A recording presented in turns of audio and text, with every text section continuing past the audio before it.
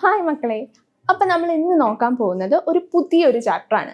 നമ്മുടെ chapter 3 periodic table and electronic configuration എന്ന് പറയുന്ന ഒരു ചാപ്റ്ററാണ് നോക്കാൻ പോകുന്നത്.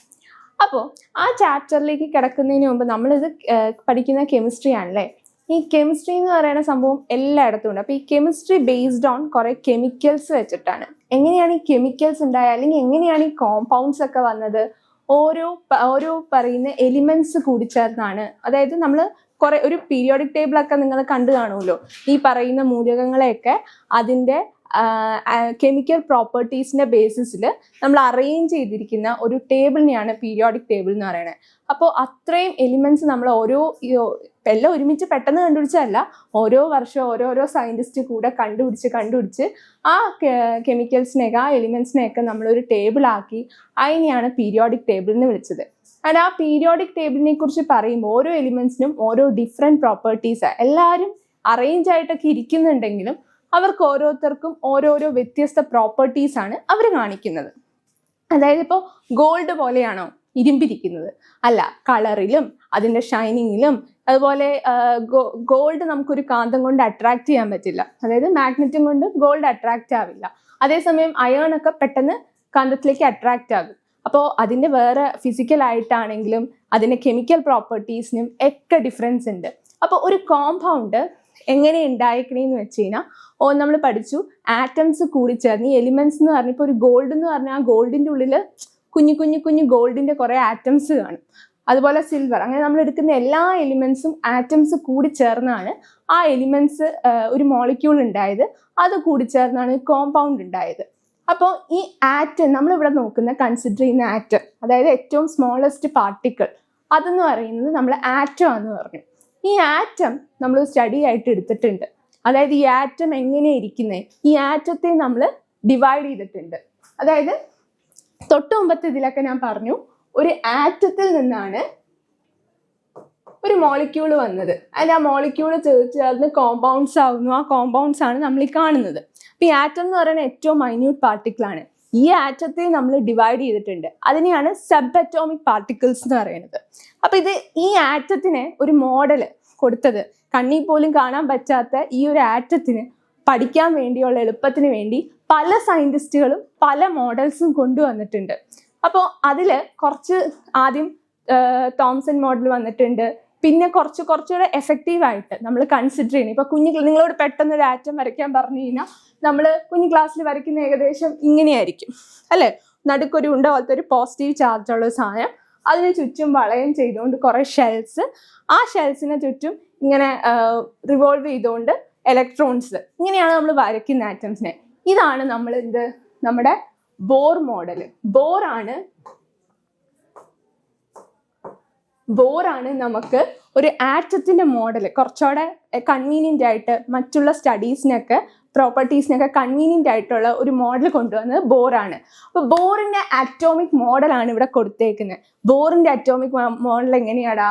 അതായത് നമ്മുടെ ഈ സെൻട്രൽ ഈ വൈറ്റ് കളറിൽ കാണിച്ചേക്കുന്നില്ലേ, അതാണ് അതിന്റെ ന്യൂക്ലിയസ് എന്ന് പറയുന്നത്. ന്യൂക്ലിയസിന് എപ്പോഴും പോസിറ്റീവ് ചാർജ് ആയിരിക്കും. അപ്പോൾ ഒരു ആറ്റത്തിന്റെ സെന്ററിലാണ് ഈ പറയുന്ന ന്യൂക്ലിയസ് ഉണ്ടാവുക.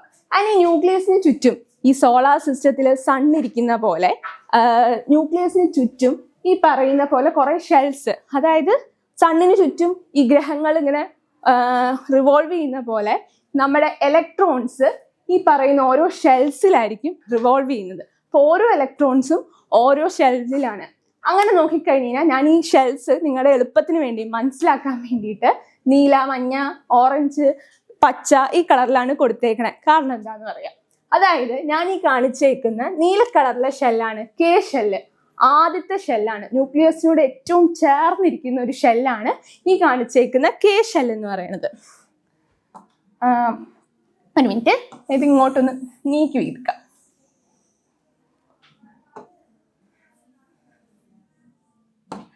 ഓക്കെ, അപ്പോൾ ഈ ബ്ലൂ കളറിൽ കാണിച്ചേക്കുന്ന ഷെല്ലാണ് കെ ഷെൽ എന്ന് പറയുന്നത്.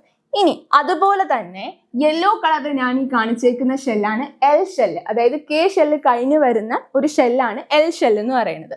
ഇനി മൂന്നാമത് കാണിച്ചേക്കുന്നതാണ് എം ഷെൽ.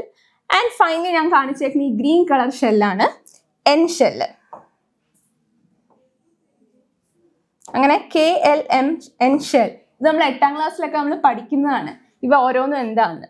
ഇനി ഇതിങ്ങനെ നോക്കുവാണെങ്കിൽ ന്യൂക്ലിയസിനോട് ഏറ്റവും ചേർന്ന് നിൽക്കുന്നത് കെയും അതുപോലെ തന്നെ ഏറ്റവും വെളിയിൽ നിൽക്കുന്ന ഷെല്ലുമാണ് എന്നും ആണ് അല്ലെ. ഏറ്റവും അടുത്ത് നിൽക്കുന്നത് കെ ആണ്. അങ്ങനെയാണെങ്കിൽ ഈ കെയിൽ ഇപ്പോൾ ഇതിന് ചുറ്റും ഇലക്ട്രോൺസ് ഇങ്ങനെ കറങ്ങിക്കൊണ്ടിരിക്കും. എന്താ, നമ്മൾ ഈ സോളാർ സിസ്റ്റം എടുക്കാം. അറ്റോമിക് ബോർഡറിന് ഏറ്റവും നല്ല സോളാർ സിസ്റ്റം ആണ് എക്സാമ്പിൾ. സണ്ണിന് ചുറ്റും ഗ്രഹങ്ങൾ കറങ്ങണ പോലെ ഇലക്ട്രോൺസ് ഇങ്ങനെ കുറെ കറങ്ങിക്കൊണ്ടിരിക്കും. അപ്പൊ ഇത് ന്യൂക്ലിയസിന് പോസിറ്റീവ് ചാർജാ, ഇലക്ട്രോൺസിന് നെഗറ്റീവ് ചാർജാ. അപ്പോൾ ഈ പറയുന്ന ഇലക്ട്രോൺസ് ന്യൂക്ലിയസിന്റെ അടുത്ത് ആയതുകൊണ്ട് തന്നെ ന്യൂക്ലിയസിന് ഇങ്ങനെ വലിച്ച് അട്രാക്ട് ചെയ്ത് പിടിക്കുക.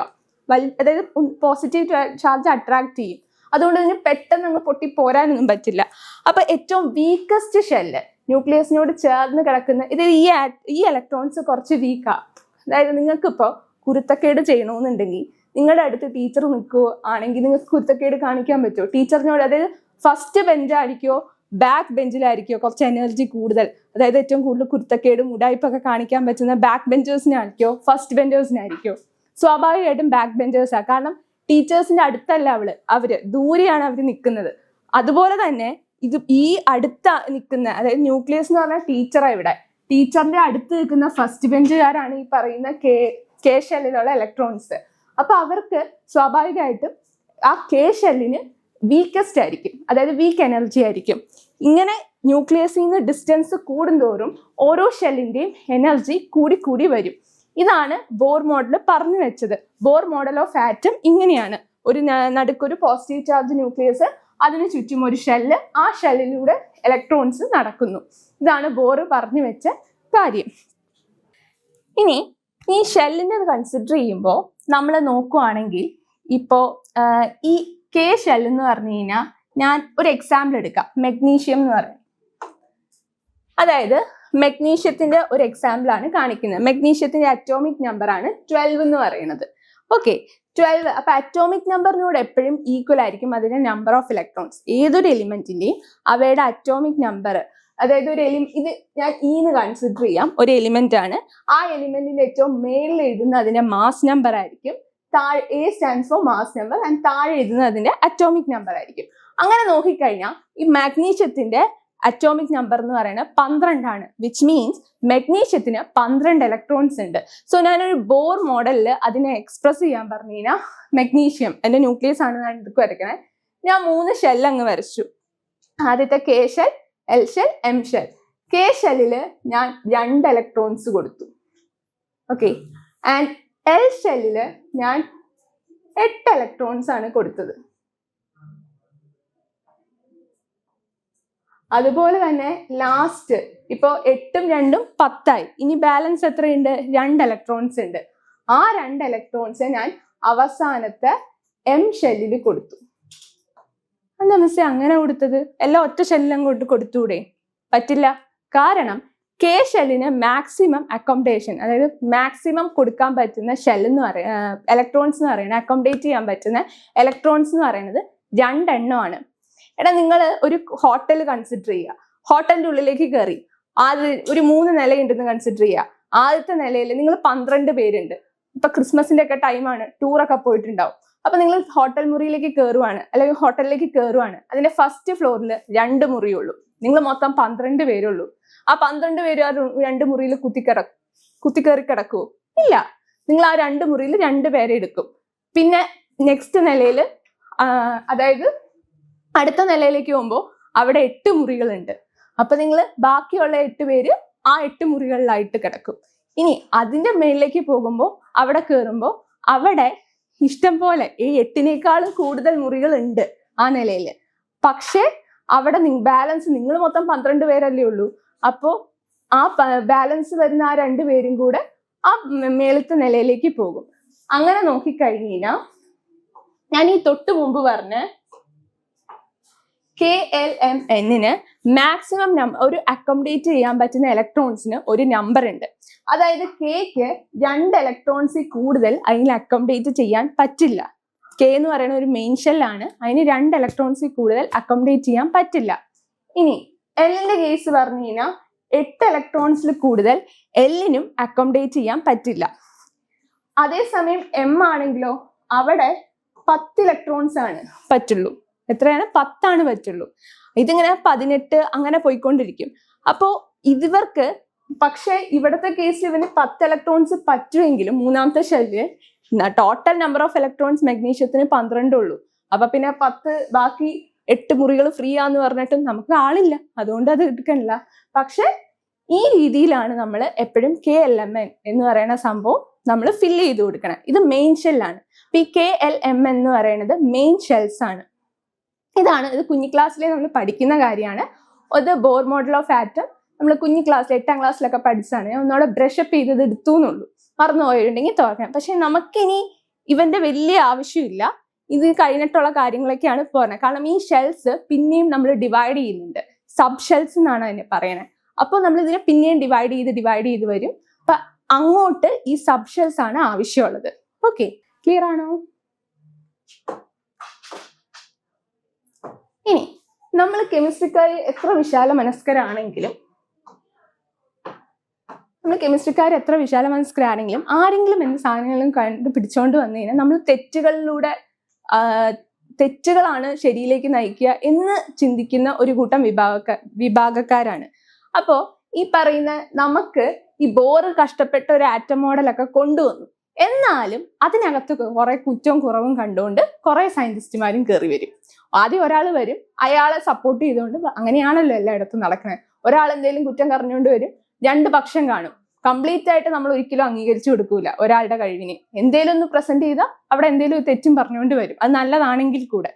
കാര്യം ബോറിന്റെ മോഡല് കുറെ സയൻസ് ഡാറ്റ, സയന്റിഫിക് എക്സ്പെരിമെന്റ്സിനൊക്കെ വളരെ ഹെൽപ്ഫുൾ ആയെങ്കിലും പുള്ളിയുടെ ഇതിലും കുറ്റം കണ്ടുകൊണ്ട് 2 സയന്റിസ്റ്റുകൾ കയറി വന്നു.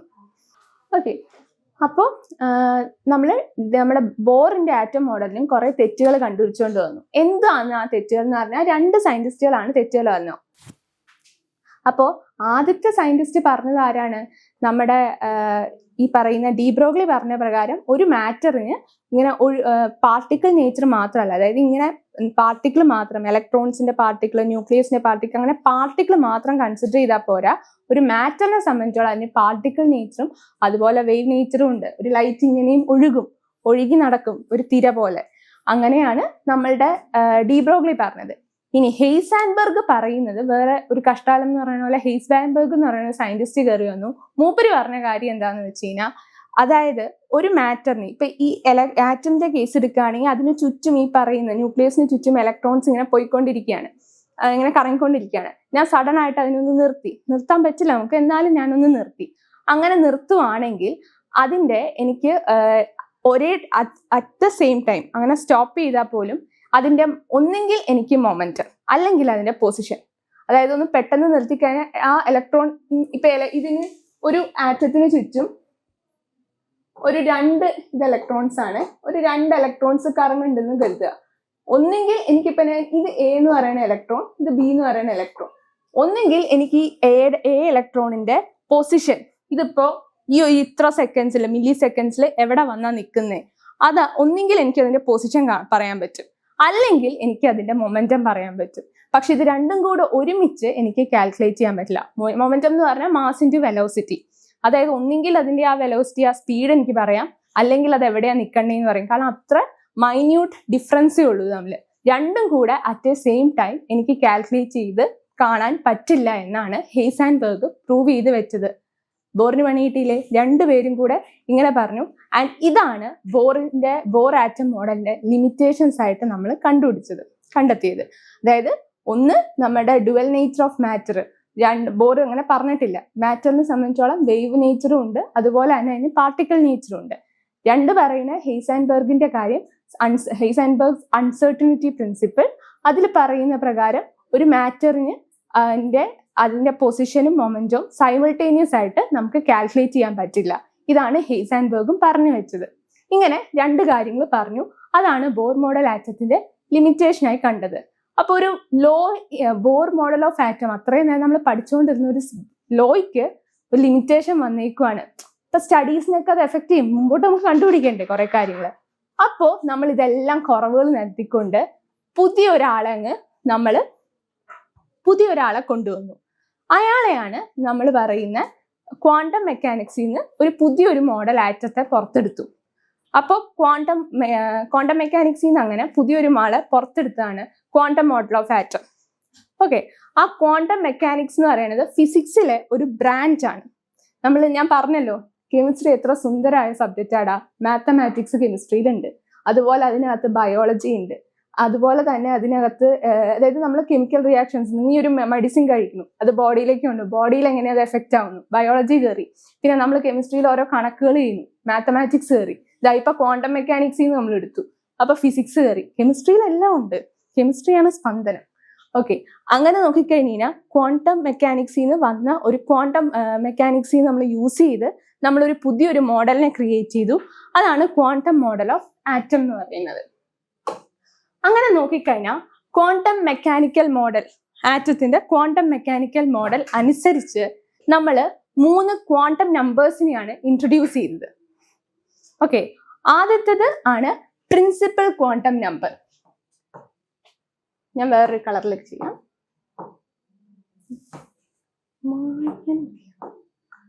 ആദ്യത്തേതാണ് principal quantum number.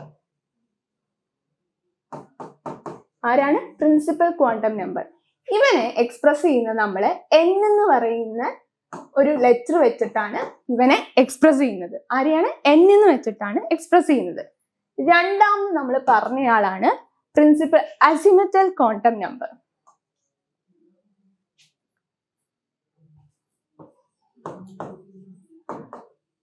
azimuthal quantum number.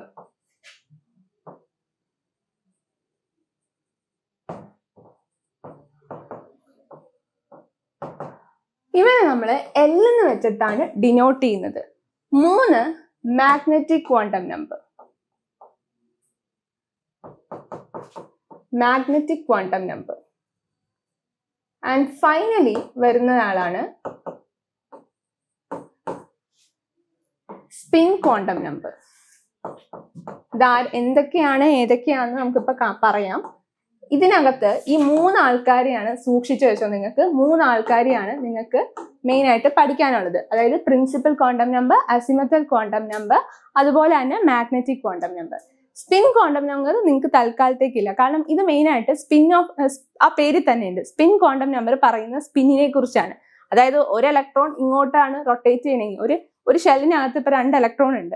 അതിൽ ഒരു ഇലക്ട്രോൺ റൈറ്റ് സൈഡിലേക്കായിട്ട് അല്ലെങ്കിൽ ക്ലോക്ക് വൈസ് ആണ് റൊട്ടേറ്റ് ചെയ്യുന്നതെങ്കിൽ മറ്റൊരു ഇലക്ട്രോൺ വരുന്നത് ആന്റി ക്ലോക്ക് വൈസ് ആയിരിക്കും. അതാണ് സ്പിൻ. അതായത് അങ്ങനെ ആയിരിക്കണം. ഒരു ഷെല്ലിൽ ഇരിക്കുന്ന ഇലക്ട്രോൺസിന്റെ സ്പിൻ എന്ന് പറയുന്നത് സെയിം ആവരുത്, ഓപ്പോസിറ്റ് ഡയറക്ഷനിലായിരിക്കണം. അതാണ് ഈ പറയുന്ന സ്പിൻ ക്വാണ്ടം നമ്പർ. വലിയ കാര്യമൊന്നുമില്ല, അതധികം നമ്മൾ നോക്കണ്ട. പിന്നെ വരുന്നത് പ്രിൻസിപ്പൽ ക്വാണ്ടം നമ്പർ. ഇതിനകത്ത് ഈ ലെറ്റേഴ്സ് ഓർത്ത് വെക്കണം, കാരണം പ്രിൻസിപ്പൽ ക്വാണ്ടം നമ്പറിന് സ്മോൾ n ആയിരിക്കും, അസിമത്തൽ ക്വാണ്ടം നമ്പറിന് L ആണ്, മാഗ്നറ്റിക് ക്വാണ്ടം നമ്പറിന് സ്മോൾ ലെറ്റർ M ആണ്. പിന്നെ അസിമത്തൽ ക്വാണ്ടം നമ്പർ എന്ന് പറയുന്നതിന് വേറൊരു പേരുണ്ട്, ആംഗുലർ മൊമെന്റം എന്ന് പറഞ്ഞൊരു പേരും കൂടെ വരുന്നുണ്ട്. അപ്പൊ നമുക്കിത് അധികം കൺഫ്യൂസ് ആക്കണ്ട, ഇത് ഓരോന്നും എന്തൊക്കെയാണെന്ന് നമുക്ക് നോക്കാം. ആദ്യം തന്നെ ഞാൻ പറയാം, പ്രിൻസിപ്പൽ ക്വാണ്ടം നമ്പർ എടുക്കാം. ആരാണ് പ്രിൻസിപ്പൽ ക്വാണ്ടം നമ്പർ?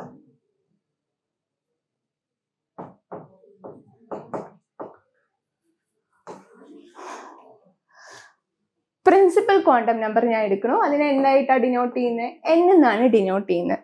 ഈ പ്രിൻസിപ്പൽ ക്വാണ്ടം നമ്പർ, അതായത് പേര് തന്നെ ഉണ്ടല്ലോ, ഓരോ നമ്പേഴ്സ് ആണ്. 0, 1, 2, 3 എന്ന് പറയുന്ന ഇങ്ങനെ നമ്പേഴ്സ് ആണ് ഈ പറയുന്ന പ്രിൻസിപ്പൽ ക്വാണ്ടം നമ്പർ ഉള്ളത്. സോറി, 0 ഇല്ല, 0 കൺസിഡർ ചെയ്യാണ്ട് 1, 2, 3, 4 അങ്ങനെ പോകുന്നതാണ്. അതായത് n നമ്മൾ കൊടുത്തേക്കണം 1, 2, 3, 4 ഇങ്ങനെ കൺസിഡർ ചെയ്ത് പോകുന്നതാണ് നമ്മുടെ ഈ പറയുന്ന പ്രിൻസിപ്പൽ ക്വാണ്ടം നമ്പർ. ആൻഡ് ഇത് എന്തിനെയാണ് സൂചിപ്പിക്കുന്നതെന്ന് അറിയോ? നമ്മൾ തൊട്ട് മുമ്പ് ബോർ മോഡൽ ഓഫ് ആറ്റത്തിൽ കാണിച്ച ഷെൽസ് ഉണ്ടല്ലോ, അതിനെയാണ് സൂചിപ്പിക്കുന്നത്. അതായത് ഇവിടെ 1 ഡിനോട്ട് ചെയ്യുന്നത് K ഷെല്ലിനെയാണ്, അതുപോലെ 2 ഡിനോട്ട് ചെയ്യുന്നത് L ഷെല്ലിനെയാണ്, ഫൈനലി 3, M, 4 ഡിനോട്ട് ചെയ്യുന്നത് N ഷെല്ലിനെയാണ്. ഓക്കെ, അപ്പോൾ ഇനി തൊട്ട് ഇതിനെ ഞാൻ KLMN ഈ ഷെൽസിനെ ഞാൻ പറയാൻ പോകുന്ന മെയിൻ ഷെൽസ് എന്നാണ്. സോ ഇവരെ ഡിനോട്ട് ചെയ്യുന്നതാണ് ഈ പറയുന്ന N എന്ന് പറയുന്ന നമ്പർ വെച്ചിട്ട്. അപ്പോൾ എന്നിന്റെ എപ്പോഴും സ്റ്റാർട്ട് ചെയ്യുന്ന എന്നിന്റെ റേഞ്ച് എന്ന് പറയുന്നത് 1 to പിന്നെ അങ്ങോട്ട് മുമ്പോട്ടാണ്, എപ്പോഴും വോൾ നമ്പേഴ്സ് ആയിരിക്കും. ഇതാണ് നമ്മുടെ പ്രിൻസിപ്പൽ ക്വാണ്ടം നമ്പർ എന്ന് പറയുന്നത്.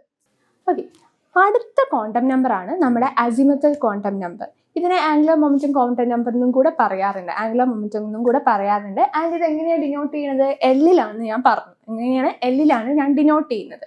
അപ്പോൾ ഇതിൽ ബേസിക്കലി ഈ അസിമുത്തൽ ക്വാണ്ടം നമ്പർ എന്തിനെയാണ്, അതായത് തൊട്ട് മുമ്പ് നമ്മൾ പ്രിൻസിപ്പൽ ക്വാണ്ടം നമ്പർ കണ്ടായിരുന്നു അല്ലേ? പ്രിൻസിപ്പൽ ക്വാണ്ടം നമ്പർ എന്തിനെയാണ് റെപ്രസെന്റ് ചെയ്യുന്നത്? ഞാൻ പറഞ്ഞ മെയിൻ ഷെൽസ്, അതായത് KLMN എന്ന് പറയുന്ന നമ്മുടെ ബോർഡിൽ പഠിച്ച നമ്മളുടെ മെയിൻ ഷെൽസിനെയാണ് റെപ്രസെന്റ് ചെയ്യുന്നത്. ഇവിടെ ഈ പറയുന്ന, ഞാൻ ഒരു കാര്യം പറഞ്ഞു, നമ്മൾ ഈ പറയുന്ന മെയിൻ ഷെൽസിനെ പിന്നെയും ആ മെയിൻ ഷെല്ലിൻ്റെ ഉള്ളിൽ വീണ്ടും കുഞ്ഞി ഷെൽസുകൾ ഉണ്ടെന്ന്. അതായത് ഞാൻ പറഞ്ഞല്ലോ, ഒരു വലിയ ഹോട്ടൽ മുറി നിങ്ങൾ ഒരു അപ്പാർട്ട്മെന്റ് സങ്കല്പിക്കുക. അപ്പാർട്ട്മെന്റിലേക്ക് നിങ്ങൾ കയറുമ്പോൾ മെയിൻ ഒരു അപ്പാർട്ട്മെന്റ്, അതായത് നമ്മുടെ ഫ്ലാറ്റിലെ ഒരു ഫ്ലോർ നിങ്ങൾ സങ്കല്പിക്കുക, അല്ലെങ്കിൽ ഒരു മുറിയിൽ നിങ്ങൾ മെയിൻ ഡോർ തുറന്ന് കയറി, അതിൻ്റെ ഉള്ളിൽ ബെഡ്റൂം മാത്രമായിരിക്കും, അതിൻ്റെ ഉള്ളിലും കൊച്ചു മുറികൾ ഉണ്ടാവും. കിച്ചണിലേക്ക്, അതുപോലെ തന്നെ ബെഡ്റൂമിലേക്ക്, ടോയ്ലറ്റിലേക്ക്, അങ്ങനെ തന്നെ വേറെയും ഡോർസ് ഉണ്ടാവും. സോ നമ്മുടെ ഈ മെയിൻ ഡോറാണ് മെയിൻ ഷെല്ലെങ്കിൽ ആ ഡോർ തുറന്ന് അതിൻ്റെ ഉള്ളിൽ കയറുമ്പോൾ അതിനുള്ളിൽ കാണുന്ന കൊച്ചു മുറികളാണ് ഈ പറയുന്ന സബ് ഷെൽസ് എന്ന് പറയുന്നത്. അങ്ങനെ നോക്കിക്കഴിഞ്ഞാൽ മൊത്തം 4 സബ് ഷെൽസ് ആണ് ഉള്ളത്. ഏതൊക്കെയാണത്? S, P, D, F എന്നിങ്ങനെ 4 സബ് ഷെൽസ് ആണ് നമുക്ക് ഉള്ളത്. അപ്പോൾ ഈ സബ് ഷെൽസ് എന്ന് പറയുന്ന സാധനം എന്താണെന്ന് നമ്മൾ പറയാം. അതിനു മുമ്പ് ഈ ഓർബിറ്റൽസ് എന്ന് പറയുന്ന ഒരു ടേം നിങ്ങൾ മനസ്സിലാക്കണം. എന്താണ് ഈ ഓർബിറ്റൽസ് എന്ന് പറയുന്നത്? ഓർബിറ്റൽസ് എന്ന് പറഞ്ഞു കഴിഞ്ഞാൽ ഞാൻ പറഞ്ഞു, ആറ്റംസിന് ചുറ്റും, ആറ്റംസ് എന്ന് പറഞ്ഞു കഴിഞ്ഞാൽ നടുക്കൊരു പോസിറ്റീവ് ചാർജ്, അതിന് ചുറ്റും കുറേ ഷെൽസ് ഉണ്ട്. ആ ഷെൽസിന് ചുറ്റും ഇലക്ട്രോൺസ് റിവോൾവ് ചെയ്യുകയാണ്. സിമിലർ ലൈക്ക് നമ്മുടെ സോളാർ സിസ്റ്റത്തിലെ ഗ്രഹങ്ങൾ റിവോൾവ് ചെയ്യുന്ന പോലെ നമ്മുടെ ഇലക്ട്രോൺസ് റിവോൾവ് ചെയ്യുകയാണ്. അപ്പം ഞാനിതിനെ പെട്ടെന്നൊന്ന് ബ്രേക്ക് ആക്കി ഒന്ന് പോസ് ചെയ്ത് കഴിഞ്ഞാൽ, അങ്ങനെ പറ്റില്ല, പക്ഷെ നിങ്ങൾ ഇമാജിൻ ചെയ്യുക, ഹൈപ്പോത്തറ്റിക്കലി സ്പീക്കിംഗ്, ഞാനത് പെട്ടെന്ന് നിർത്തി ഞാൻ നോക്കുവാണെങ്കിൽ എന്ത് കാണാൻ പറ്റും?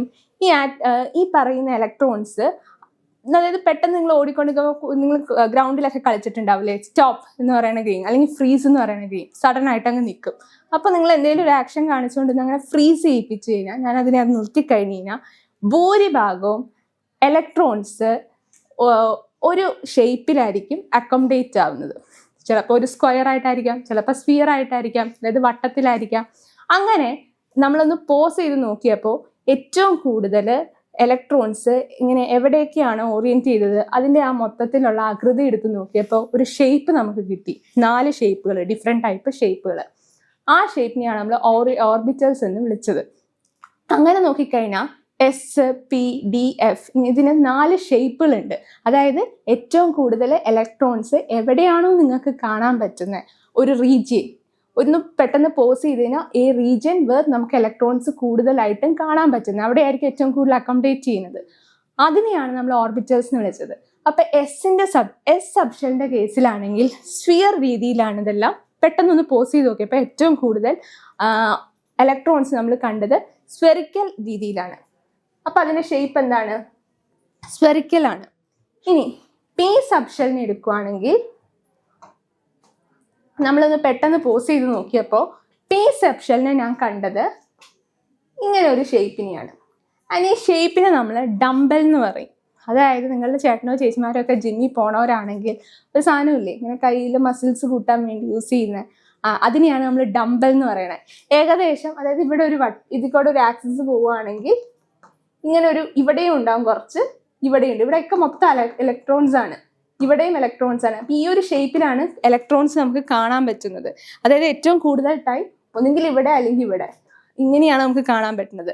അപ്പോൾ അത് മൊത്തത്തിൽ ഒന്ന് ഇലക്ട്രോൺസിനെ കാണാൻ പറ്റണമെന്ന് ഡാറ്റ എടുത്ത് നമ്മൾ നോക്കിയപ്പോൾ ഇങ്ങനെ ഒരു ഷേപ്പ് കിട്ടി. അതാണ് അപ്പോൾ ഡംബൽ ഷേപ്പാണ് നമ്മളുടെ പി സബ്ഷെല്ലിനുള്ളത്. ഇനി ഡിയുടെ കാര്യത്തിലാണെങ്കിൽ ഒരു പൂവിൻ്റെ ആകൃതി ഉണ്ടാവും. അതായത് ഈ ഷേപ്പ് തന്നെ 2 അപ്പുറത്തേക്കും ഇപ്പുറത്തേക്കും വരയ്ക്കുക ഓപ്പോസിറ്റ് ആയിട്ട്. ഇതിനെ ഡബിൾ ഡംബൽ ഷേപ്പ് എന്ന് പറയും. ഇതാണ് നമ്മുടെ ഡി സബ്ഷെല്ലിൻ്റെ കാണാൻ പറ്റുന്നത്. ഇനി എഫ് സബ്ഷെല്ലിന് എന്ന് പറയുന്നതോ, എഫ് എന്ന് പറയുന്നത് നമുക്ക് കുറച്ച് കുളമാവും ഞാൻ ചിലപ്പോൾ വരച്ചു കഴിഞ്ഞാൽ. ആദ്യം ഇങ്ങനെ 3 എണ്ണം ഇങ്ങനെ വരയ്ക്കുക, അതിൻ്റെ അത് കഴിഞ്ഞ് ഇപ്പുറത്തേക്കും ഇപ്പുറത്തേക്കും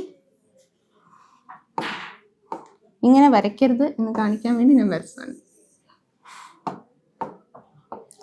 അതായത് ഇങ്ങനെയാണ് എഫ് ഷെല്ലിൻ്റെ അറേഞ്ച്മെൻറ്റ് ഇരിക്കുന്നത്.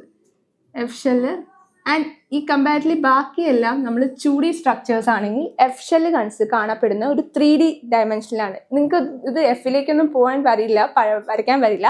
നിങ്ങൾക്ക് ഡിയും ടിയും ആണ് മെയിനായിട്ട് കൺസിഡർ ചെയ്യേണ്ടത്. എഫ് ഞാൻ കണ്ടപ്പോൾ നിങ്ങൾ ചോദിക്കൂലോ SPDF 4 സബ്ഷെല്ല് ഉണ്ടെന്ന് പറഞ്ഞു, അങ്ങനെയാണെങ്കിൽ എഫിൻ്റെ എന്ത് ഇന്ന് നിങ്ങൾക്കൊരു ചോദ്യം വരുന്നു. ഞാൻ മുൻകൂട്ടി കണ്ടുകൊണ്ട് ഞാൻ കാണിച്ചതാണ്. എഫ് നിങ്ങൾക്ക് ചോദിക്കില്ല, പക്ഷെ ഇത് ഒരു ആക്സിസിലും ഇത് പുറകോട്ടുമാണ് കാണപ്പെടുക. ഇപ്പം 3 ഡയമെൻഷനിലാണ് എഫ് സബ്ഷെല്ല് കാണുക. ഈ ഒരു ഓറിയന്റേഷനാണ് എഫിന് ഉണ്ടാവുക. അങ്ങനെ 4 രീതിയിലാണ് നമുക്ക് കാണാൻ പറ്റുന്നത്. ആൻഡ് ഇതിനെയാണ് നമ്മൾ സബ്ഷെൽ എന്ന് വിളിച്ചത്. ആൻഡ് ഈ സബ്ഷെല്ലിനെയാണ് നമ്മൾ അസിമുത്തൽ ക്വാണ്ടം നമ്പറിലൂടെ നമ്മൾ ഡിനോട്ട് ചെയ്യുന്നത്. അങ്ങനെയാണെങ്കിൽ ഞാൻ ചോദിച്ചോട്ടെ, എൽ എന്ന് പറയുന്നത് ഒരു സബ്ഷെല്ലാന്ന് പറഞ്ഞു. ഞാൻ പറഞ്ഞു നിങ്ങൾ ഒരു മുറി തുറന്ന് കയറിക്കഴിഞ്ഞാൽ കുറച്ച് ഒരു മുറിക്കകത്ത് വേറെ കുഞ്ഞു മുറികളുണ്ട്, അതിനെയാണ് നമ്മൾ സബ്ഷെൽ എന്ന് വിളിച്ചത്. നിങ്ങൾക്ക് എളുപ്പത്തിന് മനസ്സിലാക്കി. ഒരു എല്ല്, അതായത് ഇപ്പോൾ KL KLMN എന്ന് പറയുന്ന മെയിൻ ഷെൽസ് ഉണ്ട്. അങ്ങനെയാണെങ്കിൽ ഒരു മെയിൻ ഷെല്ലിനകത്ത് എത്ര സബ്ഷെല്ലുണ്ട് എന്ന് എങ്ങനെ മനസ്സിലാക്കും? അപ്പോൾ ആണ് നമ്മുടെ പ്രിൻസിപ്പൽ ക്വാണ്ടം നമ്പർ. ഈ N ആൻഡ് L ആണ് നമ്മുടെ അസിമുത്തൽ ക്വാണ്ടം നമ്പർ. അപ്പോൾ ഇതിൻ്റെ രണ്ടിൻ്റെ ആ റിലേഷനെ സൂചിപ്പിക്കാൻ വേണ്ടിയിട്ട് ഒരു മാത്തമാറ്റിക്കൽ ഇക്വേഷൻ എക്സ്പ്രഷൻ ഉണ്ട്. അതായത് ഒരു മെയിൻ ഷെല്ലിൻ്റെ ഉള്ളിൽ, മെയിൻ ഷെൽ എന്ന് പറഞ്ഞാൽ KLMN which is denoted by principal quantum numbers. അപ്പോൾ ഒരു മെയിൻ ഷെല്ലിൻ്റെ ഉള്ളിൽ എന്തോരം സബ്ഷെൽസ് ഉണ്ട് എന്ന് കാണാൻ അത് ഉണ്ടാവുന്നത് 0 to n-1 ഈ ഒരു റേഞ്ചസിലായിരിക്കും.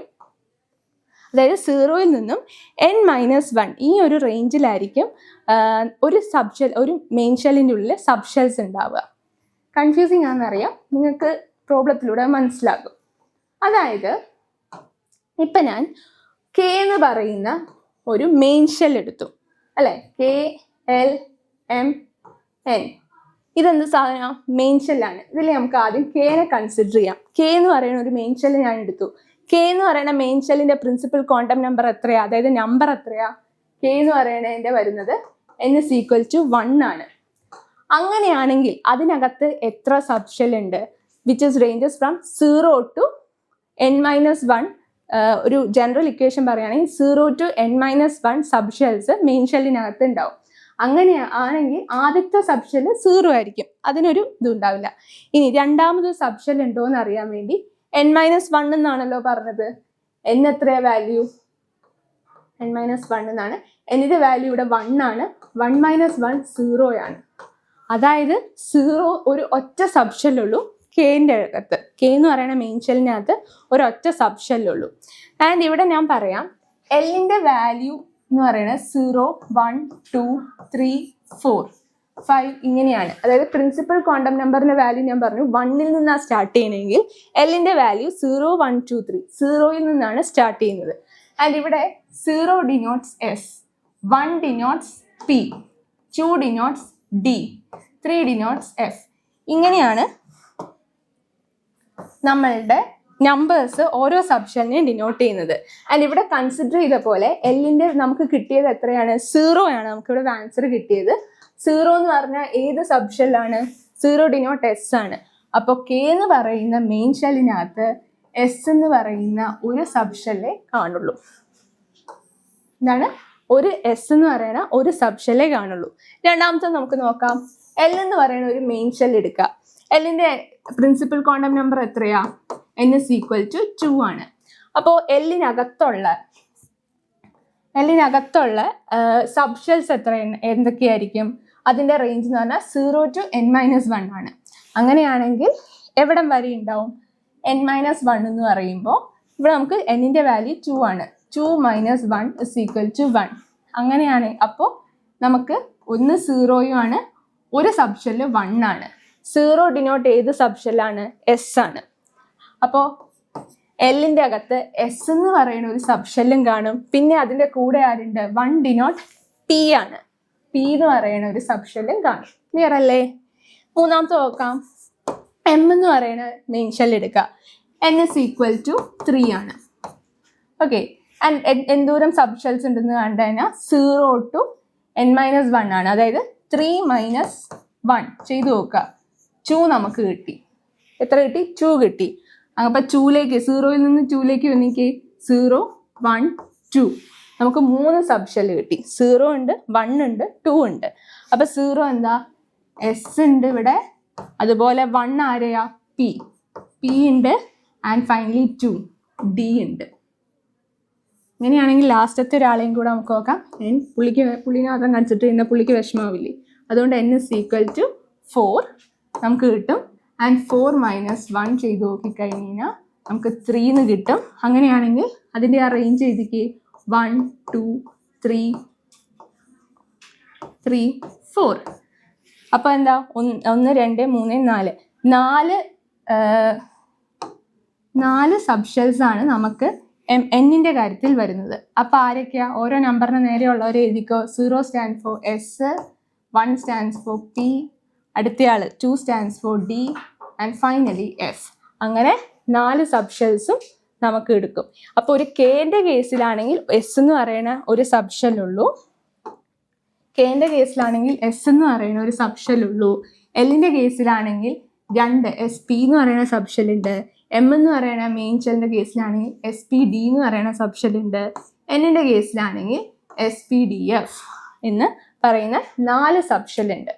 ആൻഡ് ഇതിന് ഇങ്ങനെ കണ്ടുപിടിക്കണം. ഈ ഒരു നമ്മളുടെ n-1 എന്ന് പറയുന്നത് L = n-1. ഇതാണ് നമ്മളുടെ പ്രിൻസിപ്പൽ ക്വാണ്ടം നമ്പറിനെയും അതുപോലെ തന്നെ അസിമത്തൽ ക്വാണ്ടം നമ്പറിനെയും കണക്ട് ചെയ്യിപ്പിക്കുന്ന ഇക്വേഷൻ എന്ന് പറയുന്നത്. ഇത് വെച്ച് നമുക്കൊരു പ്രിൻസിപ്പൽ ക്വാണ്ടം നമ്പർ തന്നു കഴിഞ്ഞാൽ അതിനകത്ത് എത്ര സബ് ഷെൽ ഉണ്ടെന്ന് നമുക്ക് കൺസിഡർ ചെയ്യാൻ പറ്റും. മറന്നുപോയത് n എന്ന് പറയുന്നത് ഡിനോട്ട്സ്, n കാണിക്കുന്നത് നമ്മളുടെ മെയിൻ ഷെൽസിനെയാണ് ഡിനോട്ട് ചെയ്യുന്നത്.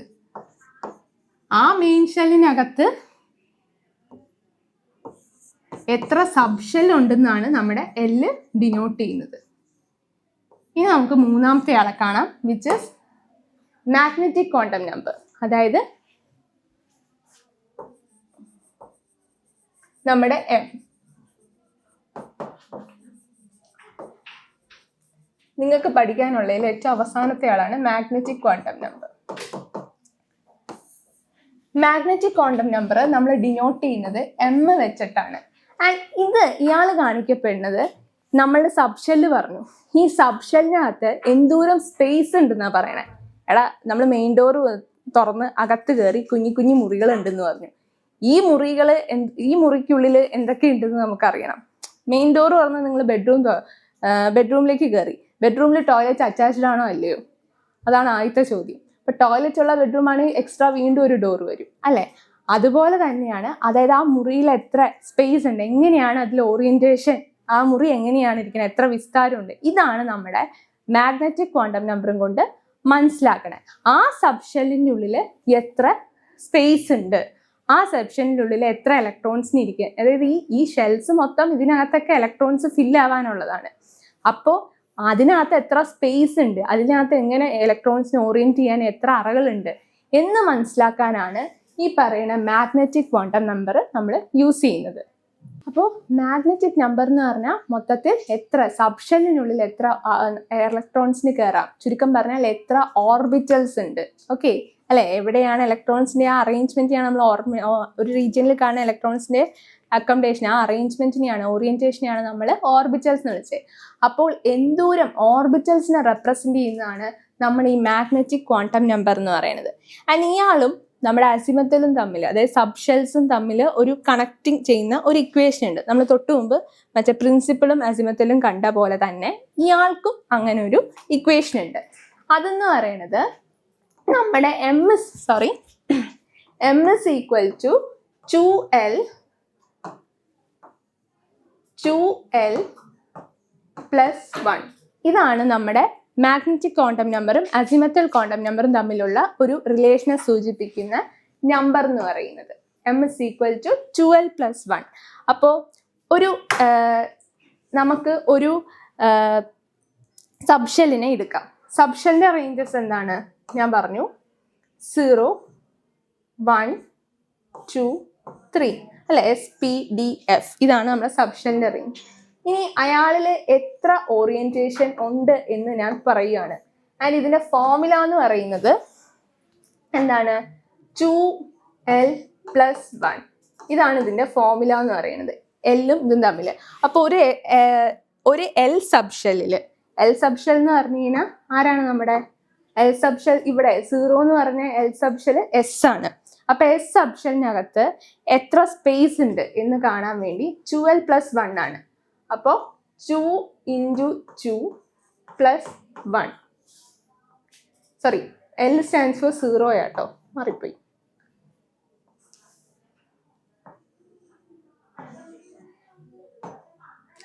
ടു ഇൻറ്റു 0+1 അല്ലെ, എസിന്റെ വാല്യൂ, എല്ലിന്റെ വാല്യൂ ഇവിടെ എസ് ആണെങ്കിൽ 0 ആണ് വരേണ്ടത്. അപ്പൊ നമ്മൾ അത് ആ 0 ഇവിടെ ഈ ഇക്വേഷനിൽ സബ്സ്റ്റിറ്റ്യൂട്ട് ചെയ്യുമ്പോൾ 2 × 0+1 എന്ന് നമ്മൾ പറയുമ്പോൾ അത് എത്ര വരും? 2 × 0 എന്താ? 0, 1. അപ്പൊ ബാലൻസ് 1 ആണ് നമുക്ക് കിട്ടിയ ആൻസർ. അതായത് എസ് എന്ന് പറയുന്ന സബ്ഷെല്ലിൽ ഉള്ള ഓർബിറ്റൽസിന്റെ എണ്ണം 1 ആണെന്നാണ് അർത്ഥം. ഓക്കെ, അങ്ങനെയാണെങ്കിൽ ഇനി അടുത്ത ആളാരാണ്? 1 ആരെയാ കാണിക്കണേ? 1 എന്ന് പറയുന്ന നമ്പർ ഡിനോട്ട്സ് പി സബ്ഷെല്ലാണ്. അപ്പൊ പി സബ്ഷെല്ലിന് ഇനി എത്ര പേരുണ്ടെന്ന് അറിയണമെങ്കിൽ നമുക്ക് ഇതുപോലെ തന്നെ 2 × എല്ലിന്റെ സ്ഥാനത്ത് 1 കൊടുക്കാം, സബ്സ്റ്റിറ്റ്യൂട്ട് ചെയ്യുക. നമുക്ക് എത്ര ആൻസർ കിട്ടണത്? 2 × 1 2 ആണ്, +1 3. Simple mathematics. +1 3. അപ്പൊ നമുക്ക് പി എന്ന് പറയുന്ന സബ്ഷെല്ലിനകത്ത് 3 ഓർബിറ്റൽസ് ഉണ്ടെന്ന് മനസ്സിലായി. ഇനി നമുക്ക് ഡി നോക്കാം. ഡി എന്ന് പറയുന്നത് 2നെ ഡിനോട്ട് ചെയ്യുന്ന ഡി എന്ന് പറയുന്ന സബ്ഷെല്ലാണ്. ഡിയുടെ കാര്യത്തിലാണെങ്കിൽ സെയിം അതുപോലെ തന്നെ 2 × എല്ലിന്റെ സ്ഥാനത്ത് നമ്മൾ 2 കൊടുക്കും, +1 ചെയ്തു. അപ്പൊ നമുക്ക് എത്ര കിട്ടും? 2 × 2 4 ആണ്, 4 + 1 5 ആണ്. ഡിയുടെ കാര്യത്തിൽ 5 ഓർബിറ്റൽസ് ഉണ്ട്. ഡി എന്ന് പറയുന്ന സബ്ഷെല്ലിനകത്ത് 5 ഓർബിറ്റൽസ് ഉണ്ടെന്ന് മനസ്സിലായി. ആൻഡ് ഫൈനൽ വൺ എഫ് ആണ്. എഫിന്റെ കേസിൽ പറയുകയാണെങ്കിൽ നമ്മൾ 2 × ഇതുപോലെ തന്നെ എല്ലിന്റെ സ്ഥലത്ത് നമ്മൾ 3 ഇട്ട് കൊടുത്തു, സബ്സ്റ്റിറ്റ്യൂട്ട് ചെയ്തു, +1. 2 3s are 6, 6 + 1 7. 7 സബ്ഷെൽസ് ആണ് എഫിൽ വരുന്നത്. അതായത് നമ്മൾ ഇനിയിപ്പോൾ ഇലക്ട്രോൺസിനെയും കൊണ്ട് നമുക്കൊന്ന് റഫായിട്ടൊന്ന് സ്കെച്ച് ചെയ്യാൻ പറഞ്ഞു കഴിഞ്ഞാൽ എസ് എന്ന് പറയുമ്പോൾ ഒരു ചതുരേ കൊടുക്കാൻ പറ്റുള്ളൂ. പി എന്ന് പറയുമ്പോൾ പിയിൽ എത്ര ഓർബിറ്റൽസ് ഉണ്ട്? പി എന്ന് പറയുമ്പോൾ അയാൾക്ക് 3 ഓർബിറ്റൽസ് ഉണ്ട്, കണ്ടോ, 3 അറകളുണ്ട്. ഡി എന്ന് പറയുമ്പോൾ എത്ര ഓർബിറ്റൽസ് ഉണ്ട്? ഇങ്ങനെ ഒരു ഇത് കൊടുക്കുക, 5 എണ്ണമായിട്ട് അതിനെ സെപ്പറേറ്റ് ചെയ്യുക. ആൻഡ് ഫൈനലി എഫ് നിങ്ങൾക്ക് വരൂല, എന്നാലും ഞാൻ കാണിച്ചു തരാം. എഫ് എന്ന് പറയുമ്പോൾ ഇതുപോലെ വലിയ ബാറിനെ നമ്മൾ 7 ആയിട്ട് കണക്കൂട്ടാൻ അറിയാലോ അല്ലേ? 7 ആയിട്ട് നമ്മൾ ഒരു ബാറിനെ സെപ്പറേറ്റ് ചെയ്യുക.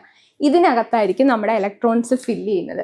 ആൻഡ് ഈ ചതുരങ്ങളില്ലേ, ഇതാണ് നമ്മുടെ ഓർബിറ്റൽസ് എന്ന് പറയുന്നത്. നമുക്കിങ്ങനെ റെപ്രസെന്റ് ചെയ്യാൻ വേണ്ടിയിട്ട് നമ്മൾ കൊടുക്കും, ഓരോ ഇങ്ങനെ സ്ക്വയേഴ്സ് ആയിട്ട് നമ്മൾ കൊടുക്കും. ആൻഡ് ഇതിനകത്ത് നമ്മുടെ ഇലക്ട്രോൺസ് ഫില്ലാകും. ഇലക്ട്രോൺസ് നമ്മൾ അപ്പർ ഹാഫ് ആരോയും ഡൗണർ ഹാഫ് ആരോയും വെച്ചിട്ടാണ് റെപ്രസെന്റ് ചെയ്യുന്നത്.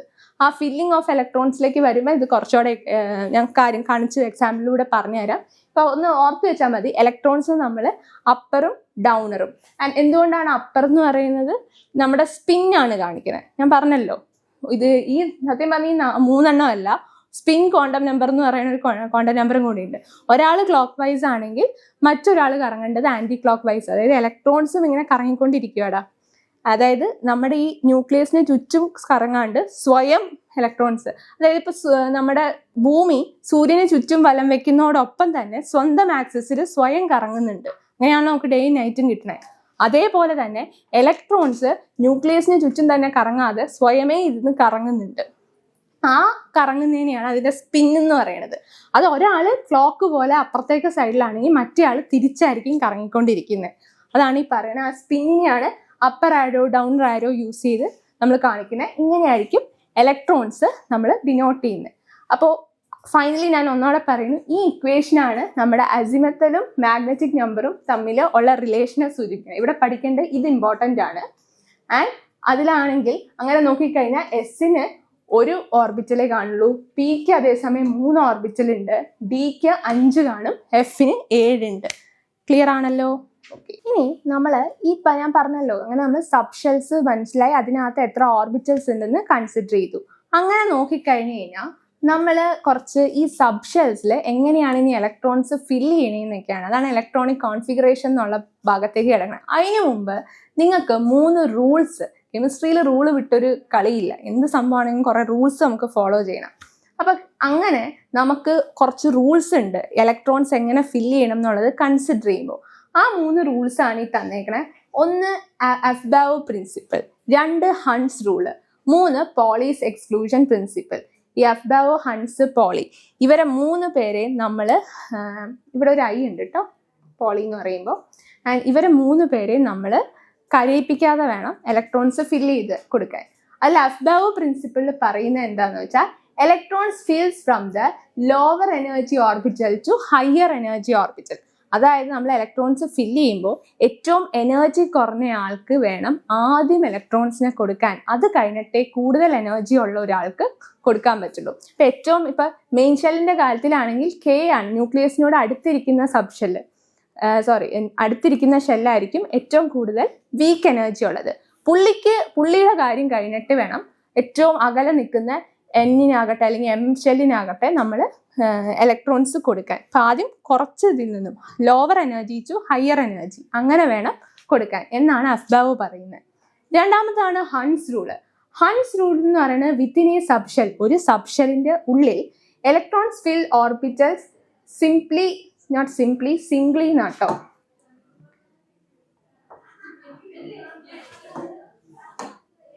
ഇലക്ട്രോൺസ് ഫിൽസ് ഓർബിറ്റൽ, ഇത് ജി ആണ്, സിംപ്ലി എന്നല്ല, singly before it's doubly occupied. അതായത് ആദ്യം ഇലക്ട്രോൺസിനെ പെയർ ആയിട്ടാണ് നമ്മൾ കൺസിഡർ ചെയ്യണം. ഒരാൾ ഞാൻ പറഞ്ഞു അപ്പർ സ്പിന്നും ഒരാൾ ഡൗണർ സ്പിന്നും. പക്ഷെ അങ്ങനെ ചുമ്മാ കൊടുക്കാൻ പറ്റില്ല. ഇപ്പോൾ നമുക്ക് പി എന്ന് പറയുന്ന സബ്ഷെൽ എടുക്കാം. അതിനകത്ത് എത്ര ഓർബിറ്റൽ ഉണ്ട്? 3 ഓർബിറ്റൽ ഉണ്ട്. ഈ 3 ഓർബിറ്റൽ ഞാൻ എടുക്കുകയാണെങ്കിൽ, കൺസിഡർ ചെയ്യുകയാണെങ്കിൽ,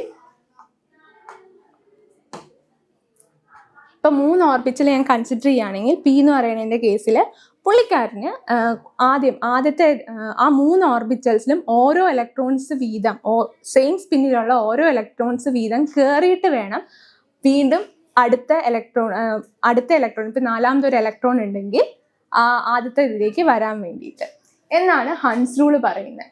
ഇനി പോൾസ് എക്സ്ക്ലൂഷൻ പ്രിൻസിപ്പിൾ എന്ന് പറഞ്ഞാൽ each orbitals can hold A maximum of 2 electrons and these 2 electrons must have opposite spin.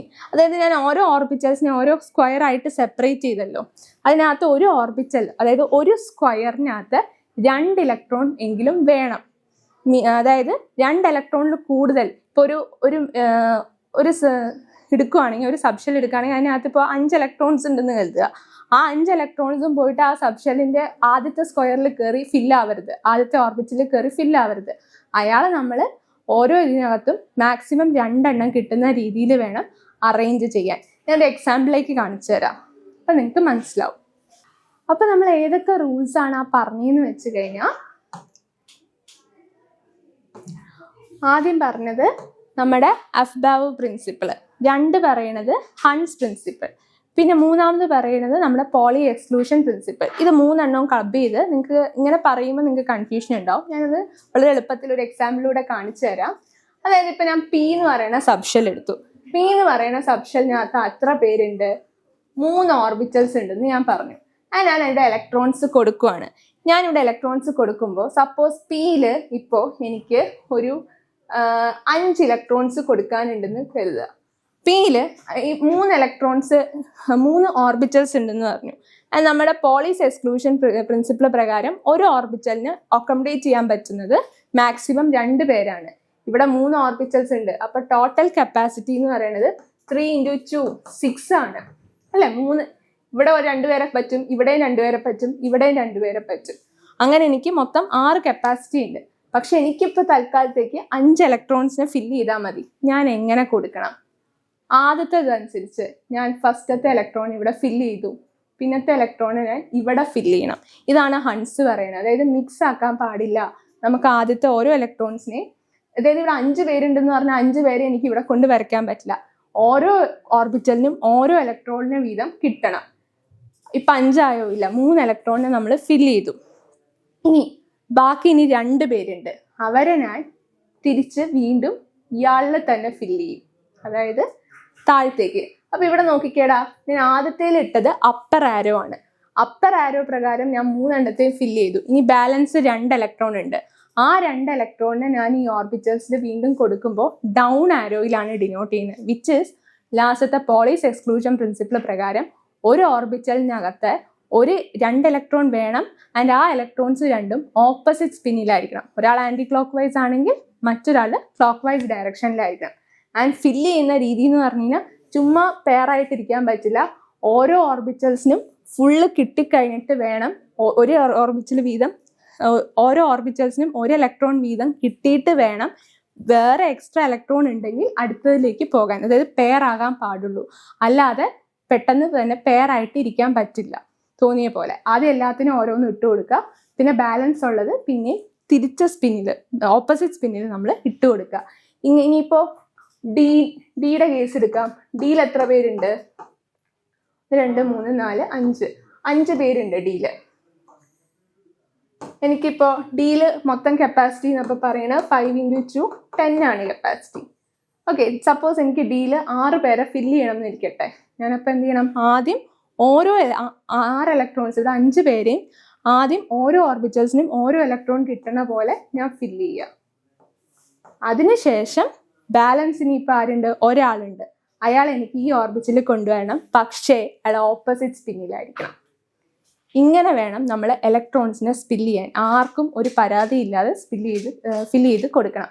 അങ്ങനെ ഇത്രയും കാര്യങ്ങളാണ് നമ്മൾ ഈ സെഷനിലൂടെ നോക്കുന്നത്. നമ്മൾ മെയിൻ ഷെൽസ് എന്താണെന്ന് കണ്ടു, പിന്നെ അതുപോലെ അതിൻ്റെ സബ് ഷെൽസ് കണ്ടു, അതിനകത്ത് 3 പ്രിൻസിപ്പിൾസ് കണ്ടു എങ്ങനെയാണ് ഫില്ല് ചെയ്യേണ്ടത്. ഈ ഇലക്ട്രോൺ ഫില്ലിങ്ങും കാര്യങ്ങളൊക്കെ ഞാൻ നെക്സ്റ്റ് സെഷൻസിൽ പറയുന്നതായിരിക്കും. ഇത്രയും ക്ലിയർ അല്ലേ മക്കളെ? Thank you.